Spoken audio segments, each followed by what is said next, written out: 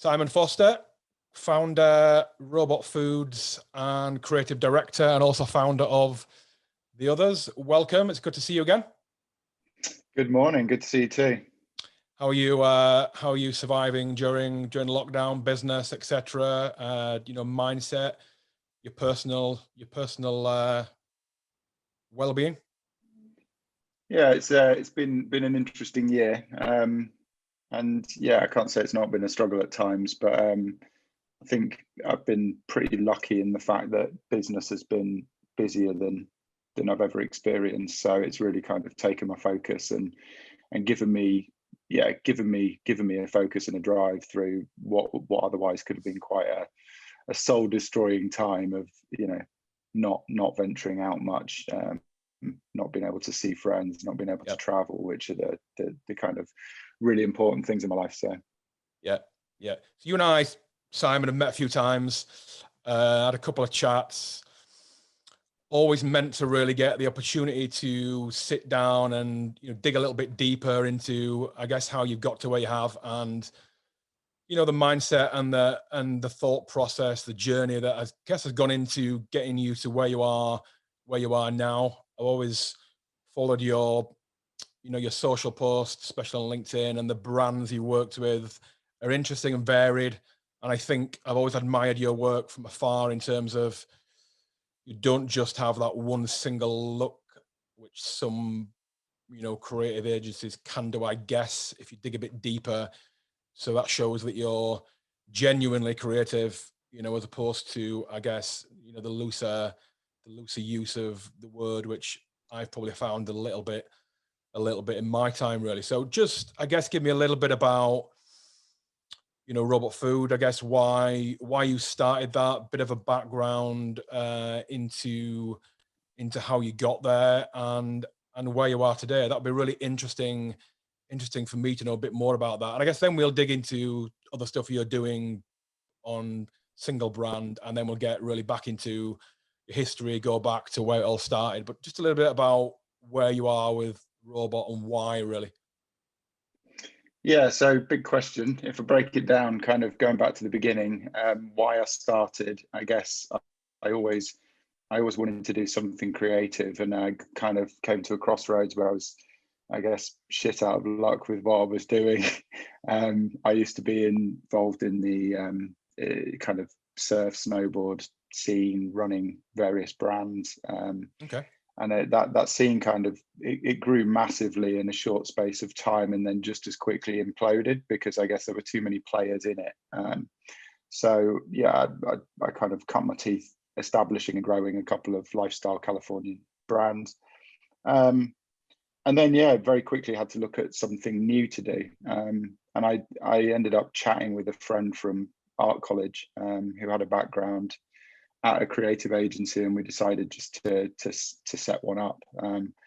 And luckily, I had no experience, complete naivety, and I think had I known how difficult it would be or some of the challenges ahead, I wouldn't have bothered. So it kind of going into it completely blind was a blessing. And it kind of it certainly stood us in good stead as far as being able to question everything that's been before.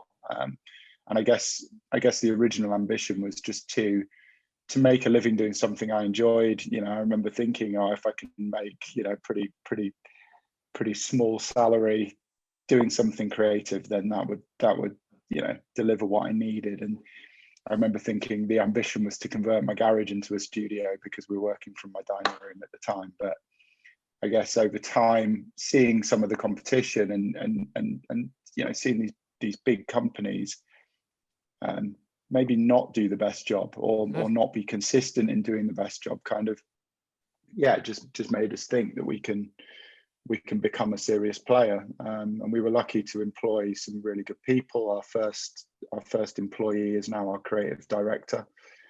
So he's been with us nearly 10 years. And yeah, kind of 12 years in, we're working. I guess it's the only thing that ever matters is the work. There's a lot of agencies that they play this kind of PR game, and they play this it's about the awards and it's about the kudos, and we're just about, it's about the client and it's about the work. And if the work cuts through and delivers commercial results for the client, that's all we need. And that's how we've grown our business. And I guess some of the smaller projects have gone on to really be a showcase of what we're capable of. And you know, you think about those products and projects and where they've led us, and you know, we're now on the global design roster for the likes of Carlsberg and doing some really exciting work with some big global players. What makes a good creative thinker, Simon? And then I guess what goes into making, on a wider scale, taking that creative thinking and background into creating a business and an agency from it? I think there's quite a lot of different types of creative thinkers. And what I've learned over time is, you know, I'm not a designer. I can see in my head stuff that will look good, and I can creative direct, but I've never learned the implementation. And then sometimes people who can do the implementation maybe don't have a huge amount of vision, maybe, but they're really good at, you know, certain aspects of illustration or design that you know, maybe they have a certain handwriting or skill that they can bring to design. But certainly, as far as creative thinking, it is the vision piece. It's understanding what the opportunity is. And I've always said that creativity really is kind of how you negotiate the field to get to the goal. It's having the vision and then being able to get there. Do you think there's now a greater field of opportunity for creative people? I guess when I was younger, I guess maybe 10, maybe 15 years ago, you would automatically think, you know, a creative person is creative, high in openness, a lateral thinker, tends to get an idea, but then goes off on a tangent 5 or 6 different ways and fails to bring it to fruition. And then you'd have, and that could be more of a liberal mindset and trait. And then you'd have a more structured conservative thinker who you would automatically assume would go on maybe to be a CEO, maybe to be a CFO, because they're structured, disciplined, and don't necessarily have the creative thinking, but can take creative thought processes from creative thinkers and deliver them in a business. I always find it interesting how, you know, you obviously combine both of those, because you can't, you know, it used to be thought that creative people, creative thinkers were great at making money for other people. Yeah. And maybe other businesses, and maybe a more, you know, sort of conservative, structured thinker. Whereas now it seems that you can, maybe there's more role models, maybe it's just more of an easier time given we've moved into digital. But how would you describe the current, you know, landscape, and I guess your mindset, because you've created businesses, so there's definitely a structure there, but also a creative side. Yeah, I've always felt that definitely my advantage is the fact that I'm both creative and kind of entrepreneurial, business focused. You know, I'm commercial ultimately, which normally you wouldn't get a creative say, you know, No. proudly say, and I'm commercial. Yep. And I think that's often a huge dichotomy. There's often a battle between, you know, team heads within a creative agency where you've got somebody driving the commercial and somebody driving the creative, and they're at odds with each other because one's about revenue and one's about doing the best work. And it's really interesting because I'm glad you've identified that, because that's something that I've always felt is Robots Food's biggest strength. And it's the fact that we are extremely commercial, and the creative is rooted in commercial opportunity. It's not about doing the best, flashiest piece of work that's going to win an award. It's about absolutely hitting the nail on the head to deliver increased revenue for our clients, or for us, you know, as we've gone on to do. So, and it's cool because I see, you know, my team of creatives have become really commercially focused, and the team of kind of account managers and the more kind of structured brain, but I guess we're more fluid because of it. So where do you think that, you know, I guess there's that commercial focus and that structure and ability to, you know, deliver things, bring things home, and I guess, you know, build a business and grow and stabilize a business. Has that come from your previous roles, do you think, or is that a background thing? If you got it from your upbringing, is it something you've learned, inherited? Because it is not that, you know, prevalent. It is quite rare. Yeah, I'd say it's more trial and error than anything. I think I definitely, you know, I didn't really have I had a pretty good education, but I kind of stopped at after GCSE, went to art college, wasn't particularly applied because it was so loose that I just ended up getting really good at bowling. I didn't spend a lot of time there. 10-pin bowling, crown green, or cricket bowling, Simon? Which, 10 pin. Oh, yeah. 10 pin. Okay, so not the Yorkshire flat cap crown green. No. But yeah, I was pretty good. I could have turned pro, I reckon. Really? You must have spent a lot of time there rather than studying, mate. I should have carried on. But yeah, like, so what were we talking about? We were talking about where it came from, and I guess it is trial and error. It's kind of ambition really, or fear of failure. Yeah, is what kind of pushes you.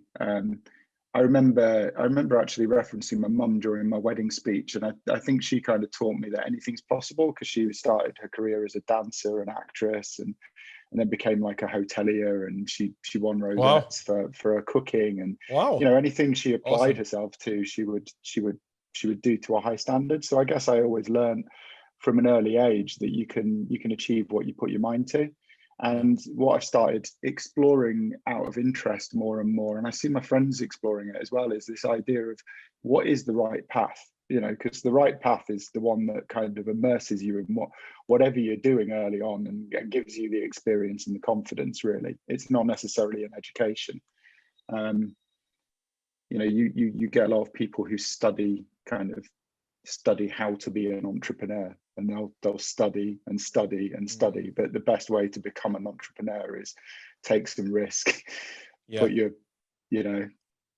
all on the line, and see if you've got what it takes. Yeah, it's interesting. I know when I think I would class myself probably as not as creative. I like to think I have creative ideas and a creative thought process, but I guess, you know, sort of my upbringing was quite, you know, working class family, traditional, very structured, of which I'm now really grateful for my parents, you know, providing that kind of structure. Work ethic. Just work ethic, played a lot of sport, you know, tea was on the table at the same time every day. Breakfast was up, get up early, get ready to get to places early. You know, not a particular driver on ambition or be the best you can, but certainly kind of they were really, you know, fair days pay for a fair day's work, kind of, you know, I guess probably old fashioned labor, really, you know, sort of mindset what they have. And then I was really into sport as a young kid, and I think sport gave me a lot of structure, which I've then taken into life and business, and has helped me when I got into, you know, gym and working out. But then probably at 12, 13, 14, 15, got really into music and started in my spare time probably hanging around with a real different crowd. So my school days were spent with, you know, the football, rugby team, and usually of a type, if you like, quite, you know, sporty, talking about things that 13, 14-year-old lads normally talk about, which I always felt quite uncomfortable with. And then spending time in the evening with my mates who were really who went on to be creative, but were really creative, into music. Their parents were teachers. They were really kind of, open and, really kind of liberally minded. You'd go to their house and knock on the door, and, the parents wouldn't even know they were there. And that for me was just an amazing insight into kind of just a more relaxed, less structured, creative, and both the parents were kind of, were old hippies. And I spent a lot of time there. And I think that really and I just became really interested in the whole mindset of less structure, more time thinking, and more time being creative. Yeah. And I always think those years, 3-4 years, really into that kind of lifestyle, I think. And then moving back really into the gym when I became interested in that, really 17, 18. I think that kind of dichotomy has kind of helped my thought process a little bit. You said you were into snowboarding and surfing. Was that a job, or was that a personal passion? Well, it was a personal passion that turned into my early career. So I moved to California to snowboard when I was 20. Wow. Just because I read a book called The World Snowboard Guide. I'd learned to snowboard at Sheffield Dry Slope, and then bought a board, and used to get in the car with my mates and kind of asking post offices on the moors where the worst snow was, and just go and do some turns in a farmer's field. And I was hooked. I knew that that's all I wanted to do. So I bought a book called The World Snowboard Guide, and it said the best ski resort for snowboarding was Squaw Valley in Tahoe, in California. So you moved there. So I moved there. Yeah. Awesome. Why not? And yeah, just had the most amazing 8 months. It was incredible, like learning to ride properly back in the days when a lot of the early kind of big time pros were all based out of Squaw Valley. So yeah, I just totally immersed myself in the scene. And then I saw a Californian kind of lifestyle surf skate brand called Counterculture. And it really kind of, struck a chord with me. I was a bit of a misfit, bit of a kind of into a bit of that style. So this brand kind of spoke to me, and I contacted them, and they said they were setting up in Europe. So perfect. I was like, great, can I do the UK for you? So so I went out, and I'd never driven a car, but I'd passed my test before I went to California. Oh no, and, not the place to learn to drive. Not the place to learn to drive. No. I learned in the UK. Oh right, okay. And then when good news. When I came back to the UK, I decided to, I was allowed to take on this brand Counterculture. So I went and got a couple of personal loans, and I bought a computer and a car. And I remember, like, first, they're called selling seasons. You go out to visit all the retailers with your, range of sample clothes.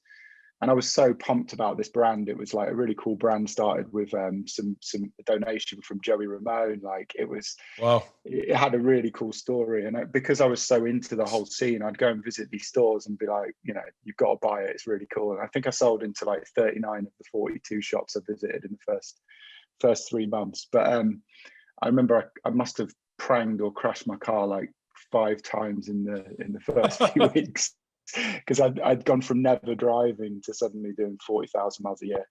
And yeah, that was how I started off in my career. And did you ever were you ever into like the skateboarding scene there? Yeah, not so much there. I used to be, around the back of Morrison's in Harrogate early days. I kind of got into it a bit late. I got into snowboarding and skating when I was about 17, 18. So I had mates who were really accomplished. And like now, in the scheme of things in snowboarding, back in kind of 97, I was still fairly early on. It was still an early adopter. And I think now I've been snowboarding more than half my life, but it's always been a massively important part of me, what I do, and my friendship groups. And that there was a period of about 7 years when I started Robot Food that I didn't go snowboarding. Okay. And then I ended up going away on a trip. I guess I got burnt out on it because I was in the industry. It was so, focused, and I'd done 2 full seasons, one in California, one in France. You know, and doing my last season was when I was 27, kind of living in a 15 square meter apartment with 2 mates, and often like a sibling or a photographer, because these guys were like semi-pro. So you kind of, there's only so many times you can hear your friends kind of, you know, pull a girl, bring her back, and fumble around in the bottom bunk, or you're trying to sleep, and you're thinking, I'm an adult. I shouldn't be doing this stuff. No. Yeah, I kind of burnt out on it, and then came back to it because, well, probably my best friend was like, you know, let's go on a proper punter holiday, and you know, he still went kind of every year with his wife, and I loved it, really enjoyed it. And then I was on a surf trip in Portugal for a friend's 40th, and a good friend of mine, she's a Olympic bronze medalist, and she was banging on about Japan. She was saying, you've got to go to Japan, because her career was all about slopestyle and freestyle, and kind of she had finished her career and really got into deep powder riding and done this trip to Japan. And I was like, how do I get involved? And she hooked me up with this guy to speak to. And 3 years ago in January, I went to Japan and thought, this is a once in a lifetime trip. And it just completely, reaffirmed my love for snowboarding. Wow. and had a massive impact on my life. And I've gone back 3 years in a row, because it's just such an amazing place with such a cool crew of, good people. So would you say that's kind of your movement? Is that the thing you do regularly to keep your mind clear, your clarity, your focus? Or do you do, you know, I guess, are you still doing other things as well as, or are you, because I guess that's not it's not a daily thing, right? You probably go for seasons, and you go over there for an extended period of time where it's quite intense, and then I guess you come away and you don't, you know, it's not like a gym, right, where you go and do a daily session. I do. I guess I'm not the best snowboarder, but you know, I can hang with those who are, and I'm lucky in the fact that now I go to Japan with the same crew year after year. Like that's my snowboarding. And I'm quite happy going for 2 weeks and just getting fully immersed in it. And what's cool about going to the same resort and going back year after year is it becomes, the next trip is an extension of the one before. So I can dip in for a couple of weeks, really enjoy it. But it's one of the things I do to kind of, I guess, get outside of the daily routine, which I think is really important to do. I also wakeboard. Every summer I go to Spain, and that's kind of, the hot version of snowboarding. You know, go and enjoy, like, you know, 30 to 35 degrees every day. Go to a brilliant camp run by a British couple. They've got like chalets. There's quite a few kind of wooden structures around this lake, and so it's full of like-minded people, and you can have a wicked time. Take your children. It's just the best kind of grounded summer trip. I like to be doing something when I'm on holiday. And then I ride a motorbike as well. I ride a few motorbikes. Okay. So that's really the thing that allows me to switch off and stops me doing hard drugs. So you're stopping. No more skateboarding behind Harrogate Morrison's then now. No. I watched an amazing. When you mentioned California, I watched an amazing documentary on skateboarding. Was it Dogtown Z Boys? Yeah, really good. Oh, it's amazing. I all the things that I never knew. I mean, I understood a little bit about it from the music, you know, from kind of the skate, you know, the sort of skate punk scene and things. I guess some of the bands there I used to quite like, you know, Dead Kennedys and bands like that. But I never understood just how big it was. And but how such a small influential crew created such a scene. That's the exciting thing about that story. And I think do you find that, so things like that really interest me, how early adopters, without going there and meaning to start this kind of, you know, almost like a zeitgeist moment in time, totally, where nothing exists and then suddenly something exists, and it's all a lot of it was kind of by chance. You know, I know how they, remember watching how they adopted a lot of the surf moves into the skateboarding moves, and then one summer when there was that massive drought in California, all the pools were empty, so they started to do all the jumping off the edges, and just opened up that opportunity. Yeah, I just find things like that absolutely fascinating. Yeah, so do I. It's stuff that really, really drives me, and it's interesting because I connect with it, because I'm like, you know, those guys had no idea what they were doing. You know, No. they were just going on gut. And I watched a brilliant documentary along a similar lines about the Beastie Boys last night on Apple TV. I love Beastie Boys. And yeah, and I grew up on the Beastie Boys, and you know, I know the story, but when you actually look at the kind of circumstance and the chance that led to such massive fame, you know, and it was just, the fact that Adam ended up creating the Free Tibet kind of concert, which was the biggest charity music concert since Live Aid, just because he was always exploring. He was always looking for kind of, I guess, validation in his own life and opportunity. And he was kind of, you know, we've been talking about creative, but he was the ultimate creative and experimentalist. Yeah, because they started off like a hardcore punk band, didn't they? Yeah, and they weren't particularly good at anything that they did. They had to try very, very hard. So certainly they were helped along the way with kind of the first 2 albums, but when they really developed their own style, that was them locking themselves away for a period of 2 years and learning to play instruments and driving themselves to success. Like they had to work their asses off. So it's a good watch. So moving on, I'll definitely watch that. I'll definitely watch it because I like the Beasties. So moving on to your own brand, the Others Beauty Co. Why that? So obviously, when we're working with brands day in, day out, I guess I've always had, because I used to run brands as well, I guess I've always had an affinity with brands and always felt like there were opportunities. I've had so many harebrained ideas, like, you know, back in the day, I wanted to create a chain of kind of greasy spoon cafes in the Alps that also did fish and chips. I knew it'd do amazingly well, because you couldn't get good sausages in the mountains. I'm not sure about that, mate. I'm not sure about that one. Yeah, that was so there were a lot of ideas that kind of came and went. And then I remember when I started Robot Food, I had this idea that golf underwear, like I was gonna create a brand called One Under.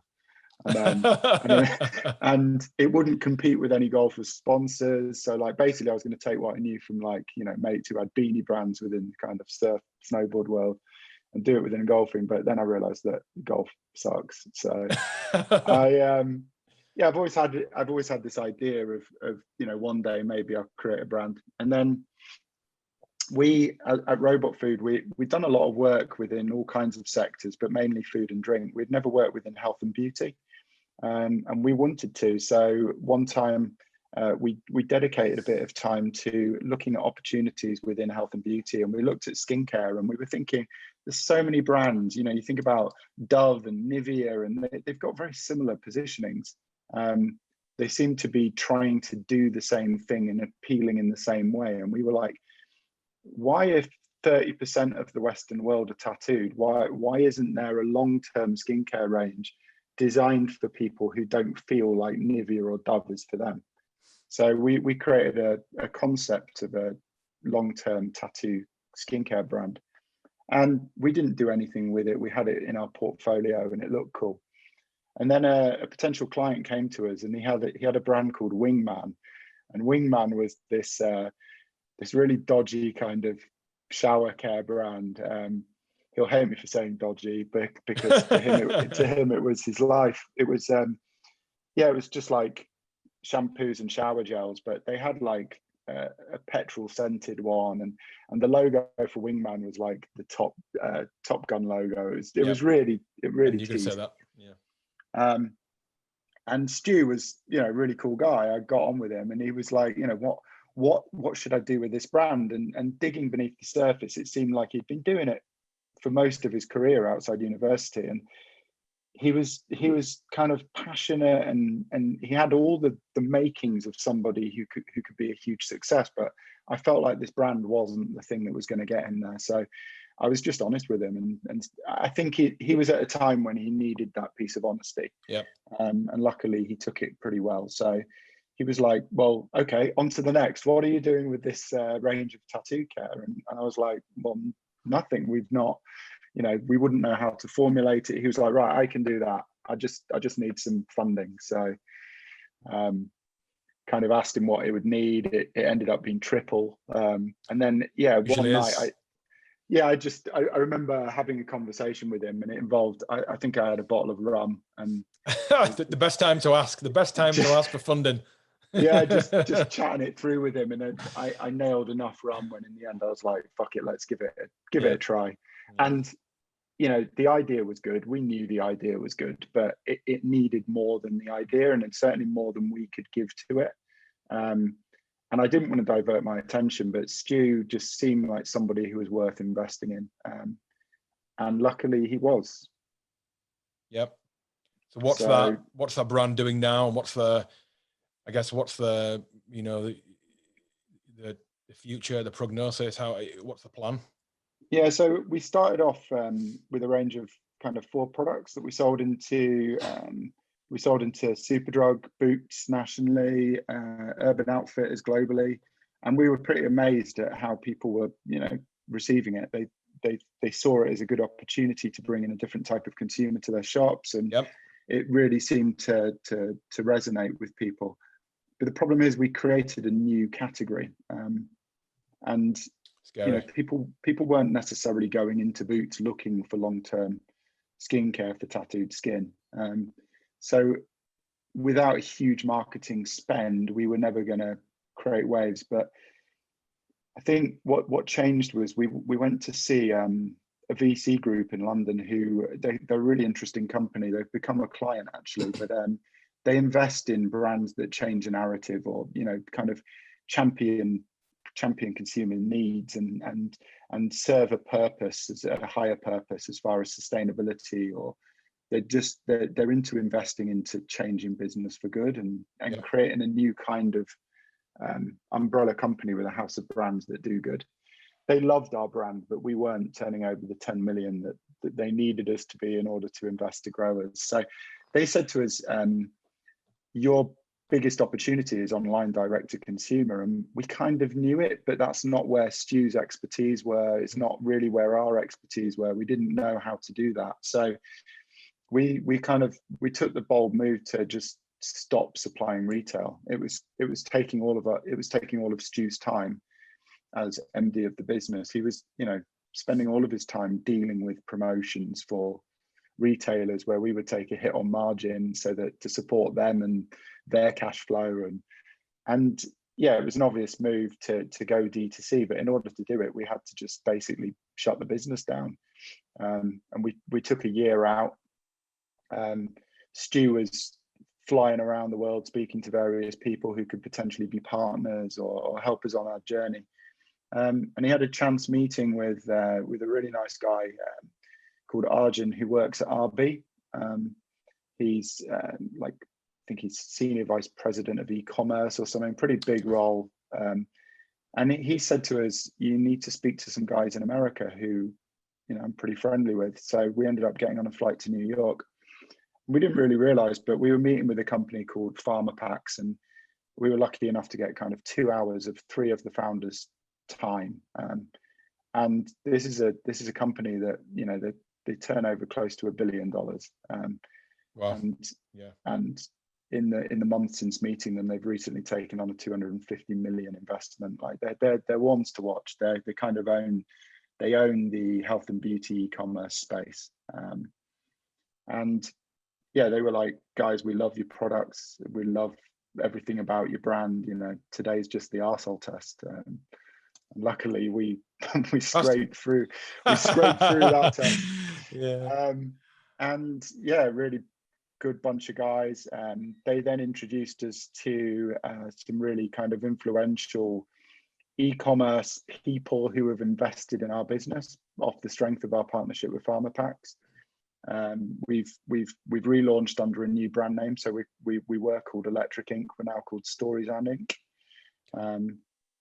And yeah, we've launched a Shopify site in the UK, and we know that America's our big market. So we're talking to some interesting people outside of Pharma Packs about really developing the brand, growing it, perhaps going back into retail, which is not off the table, but you know, we wanted to get our D2C mix right. So yeah, before we relaunched, we had a 3 million valuation, which was just incredible. And yeah, the future's bright. It's not, you know, there's still a way to go, but it's pretty exciting. And you can see yourself doing more single brands. I guess for you, the pleasure in what you're doing is, if you become, I find I get creatively frustrated and bored quite easily, and could probably do something new every couple of years. That's hard to do within one brand, because, you know, as I probably did with PhD, if I found something that was really interesting to me and I found, you know, I find myself creatively stimulated, I would want to do it. Yeah. And a number of times probably try to do it. Sometimes with a brand, you can't just do that unless you're set up and that's your, you know, that's your proposition. Your proposition is you're agile. Yeah. Unless you're that, then it's really tough. So I guess you get to do, you know, you get to be creatively versatile in working with a number of brands, but then you get also the branded piece where it allows you to, you know, really kind of, you know, drill home that proposition. Yeah, well, it's kind of cool because Robot Food still doesn't have any customers other than my other company, The Others Beauty Co, in health and beauty. So we see a lot of opportunities within health and beauty, but they're all around the same formula. We want to essentially join the dots and see what others can't see to allow everyone to feel beautiful within their own skin. So it's about, no matter what type of person you are, we can create a brand and a range of products that, you know, it's not just a marketing push. It's about how you feel when you use that product. It's about the fact that you feel an affinity with the brand because it's doing something specifically for you. And there's so many subsectors of people that are left unaddressed by the big players because their model is not set up to open up those opportunities. Yeah, I get that. What about managing a business with a family as well, Simon? I know you've got one child. Yeah, one child, and keeping it that way. Okay. How did that? I guess how did that impact things? You know, along the way, timing is never perfect, but it's always brilliant, right? I mean, children are amazing. I mean, there's been a big change, I think, in my so much mindset, but certainly in my thought process. Yeah, so probably mindset. How did that affect, I guess, your thoughts and your dedication to business, your dedication to what the bigger purpose is, if there is indeed a bigger purpose, or is the purpose just simply to keep doing things you love doing because that's the most important thing, right? Yeah, you're good at these big questions. I apologize for that. Don't ask me to start again because I've forgotten.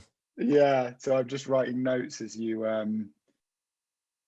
going through it. I guess I've never been hugely maternal, and nor was my wife. Okay. And I guess we met kind of late because we were both focused on career. So she was very senior in a big corporate, kind of doing global sales, and I think when we met, we quite quickly, you know, tick the boxes of engagement and marriage, because I guess we knew that we wanted to have a go at, you know, having at least one child. And yeah, so Jovi came along, and I think I was completely unprepared, really. think you are as a dad, like, Yeah, completely. especially, like, it's not, I think with a mum, there's certain triggers that are probably switches that are flicked when you Yep. become pregnant, and then there's a lot of time in preparing to have the child where you've got a mindset change. I was so engrossed in my business, and I was so engrossed in robot food at the time. I was going through buying out the other founding partner, which Okay. was the probably the most stressful thing I've been through in my life, and really Yeah, I can took believe it. all of Yep. my attention. Um, so yeah, I was unprepared, and I was a pretty shit dad to begin with, because Yep. I was solely focused on work, and I didn't find it natural dealing with a baby. And then I think, yeah, there was a weird kind of, we never really talked about my wife giving up her career, but it was kind of, she went from being the major breadwinner to suddenly giving up her career, which causes a huge amount of strain on a Absolutely. relationship. With, resentment builds up, and Yep. it Absolutely. was all good for me. I'd come home with exciting stories about, I've got this big new client, and it's like, well, it's all right for you. I've been changing nappies and staying up all night to allow you to go to work. Yeah, and it's a Um, seriously hard job. I mean, I did a little bit, even just a day here and there of a full day looking after a very young child is remarkably stressful. And it's stressful because it's so similar. It's yeah, there's no there's different. There's no versatility or change of scenery. It's so monotonous in a great way because I guess you want to get the child into some kind of structure as soon as you can, but it's really hard. Especially, it's hard for everyone. But I can imagine from from someone who was really career driven and career minded, ambitious, you know, driven to perform, to go from that to being a stay at home mum must be a real challenge. yeah, I think it was a massive challenge for my wife, George. She's nailed it. She's an amazing mum. And now she's retrained, and she's become a yoga teacher and Reiki Wow, practitioner, and wow, she's okay, really quite kind of different spirit, like then. complete change. Yeah. And is But that she's kind of, an interest that she's gained since becoming a mother, or did she have that prior? I think she was into yoga, Okay, for a few years, and she was a dancer before that. So I think she's quite, she's it's a natural progression. But yeah, it's really taken her focus, and I guess it's because, as our daughter's grown, Jovi's now 5 going on 6, so it's now time for her to think, well, what's next? yep, What do I do other than, we have a few properties that she manages, but that's not like a full-time role. So no, it's what does she want to do to find her fulfillment, and it's very much about fulfillment. It's not about, you're never gonna make a mint doing yoga classes, or doing Reiki on people, but something that enriches people's lives, and that really interests her to help people, which is quite admirable, really.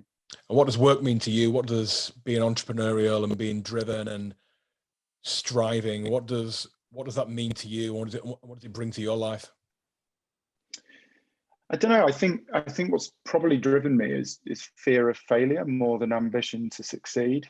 I've seen, my dad was a businessman who was very much, this time next year, Rodney.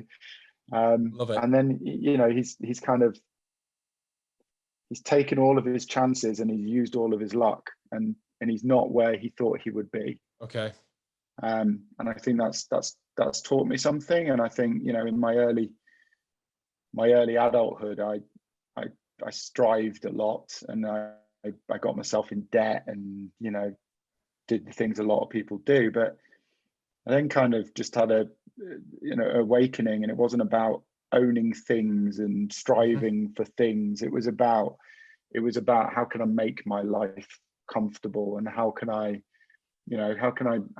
create a good life for my family. There's a good reason why we have one child. It's because, well, there's two good reasons. I think it's changed a lot from the days that I was a child and I had a sibling. where children were seen and not heard, and it was probably quite beneficial to have a couple of children. I think nowadays Jovi's got a lot of friends who are single children, so she's often in and around other kids, so she's not really missing out. But I think by having one child, travel's always been a big part of my life and my wife's life, and it enables us to. She's been to Mexico, Indonesia, like, just we can easily pack some stuff up and go and see the world. And I still want to become a good surfer. It's kind of a lifelong goal, and I guess those are the things that drive me. I'd like to succeed to the point where I've got a better balance in life.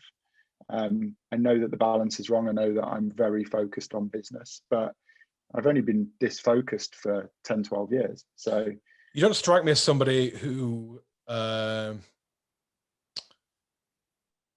whilst you can see you clearly take business and everything seriously, you don't strike me as someone who would get overly stressed about things. You seem quite balanced, quite,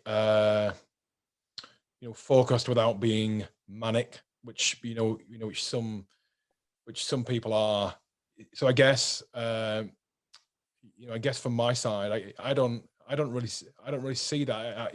It appears to me, without knowing you, that you have a pretty good balance, which is, and I guess balance is different, for everyone, right? I mean, there's no right or wrong balance. There's no right for somebody else to tell you what you should and shouldn't do to get your own balance. I guess that comes from your own, your own goals and ambitions. Yeah, I think I'd probably learned to become a lot more balanced. I think, this idea of not being manic is, you didn't know me early days of Robot Food, where, where times are tough. I started with a 5,000 or 10,000 pound credit card, and we were maxed out. I was paying my business partner's mortgage on it as well as mine, and then people were late paying, and you take that personally, and you are, you're on the verge all the time, and it builds a level of stress and anxiety that makes you act in quite a impulsive way, and it's hard to control that stress. I can remember. And I'm lucky in the fact that, I guess, I've certainly with Robot Food, I've thought, right, what's the type of work, what do we want to work on? We've never been about scale, growth, profit, scale. We've operated a relatively lean business with people who are very hands-on, very committed, and have a high work ethic, and I'm lucky to have been surrounded by those people for so long, and to attract more of them, because you attract like-minded people, I guess. And it's become easier because we've been quite focused on, right, how do we want it to be? Who do we want to work with on what types of projects? What's going to fulfill us creatively? What's going to fulfill us from a relationship point of view? And we don't accept anything else, because we've been in the other places. We've been where it's necessary to work with people that you don't really like. And if you like the people that you deal with, life becomes a virtuous circle. And now these huge international businesses are, we're dealing with the Danes at Carlsberg. They're the most lovely people. They've got this really, really nice way about them. They've got this air of, they call it Yendelom. It's about tranquility, and about not nobody in Denmark strives to have the flashiest bike or the flashiest car, and they treat everybody as an equal. And working with people like that really grounds you and makes you appreciative of what you're doing. Like, we enjoy what we do. So what's the future? Who knows, in a way. Like, I'd hate to define it completely. I'd like to develop more brands. We're exploring potentially selling part of the Other's Beauty Code to somebody who can help us scale at a faster rate than we can scale. I think that will be interesting, because the ultimate aim there is to develop these brands and grow them and sell. And that will give a a lifestyle opportunity to myself and Stu. Like, I think the vision really is going on boat trips around Indonesia, surfing, coming up with new ideas, and becoming a good surfer.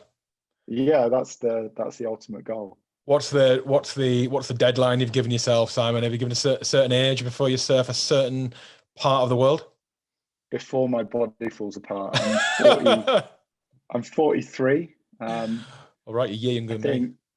I think. Well, you're looking better than me. I don't know, mate. You look well. You look well. I mean, both of us have clearly had the stress of the hair follicle challenge, but there you go.